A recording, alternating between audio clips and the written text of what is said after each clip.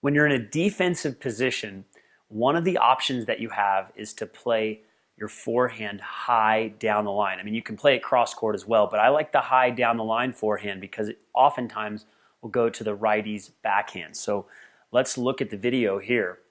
You're going to see Simon moves across. He's in a defensive position and he plays it high down the line.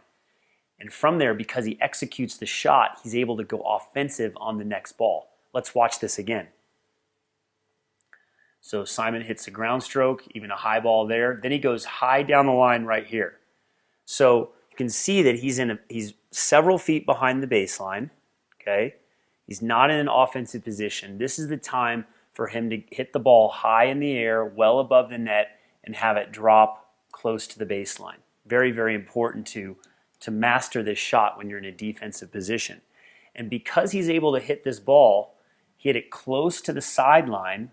Probably didn't mean to hit it that close to the sideline, and he got it to his opponent's backhand.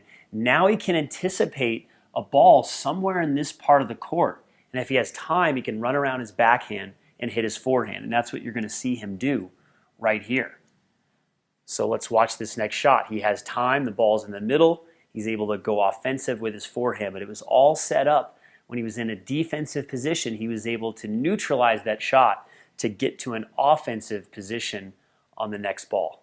Let's take a look at how you can handle a high ball to your backhand, which a lot of you out there are going to get this type of ball. If you're playing smart opponents, they're going to play high to your backhand at specific times in a match. So let's watch Simon hit this forehand. He doesn't hit a great ball there, and then his opponent actually hits a high ball to his backhand.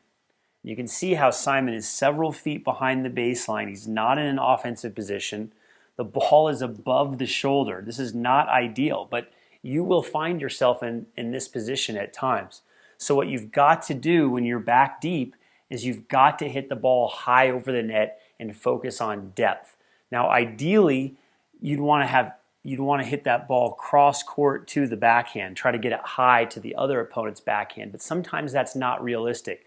So the priority is just to try to get the ball high and deep back close to the baseline here to give the opponent as much trouble as possible. You don't want them to be able to attack on that next ball. So let's see what Simon does with this ball. He gets it nice and high. You can see it was completely off the screen, not even close to the net. Take the net out of play, take the service line out of play, and you're going to see that this ball lands relatively deep. Okay, it could have been even deeper, but it was deep enough where he's not getting hurt by this particular opponent. His opponent has a forehand, but he doesn't go big on the forehand. So now Simon can step into the court and hit a big forehand on that next shot. So watch him go offensive. He hits a huge cross-court winner there. All started because he was able to neutralize that deep ball to the backhand.